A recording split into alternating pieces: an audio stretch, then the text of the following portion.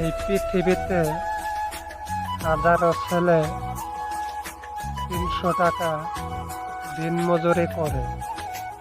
সেই ছেলেটা যখন একটা বিয়ে করতে যায়, শখের মানুষ সাজাইতে যায়, তখন সেই মেয়ের বাপে 5 লাখ টাকা দেনমোহর বাদে 300 টাকা দিনমজুর করে সে 5 লাখ টাকা দেনমোহর কিভাবে দিবে?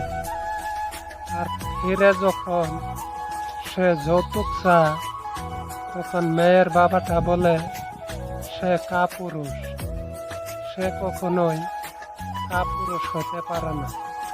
আপনাকে বিনা স্বার্থে যদি 5 লাখ টাকা দেনমোহর দিতে পারে, আপনি বিনিময়ে তাকে তো যৌতুক তো দিতেই পারেন। আপনি যদি না দিতে পারেন, আপনি তো দেখুন কাপুরুষ, এটাই বাস্তব।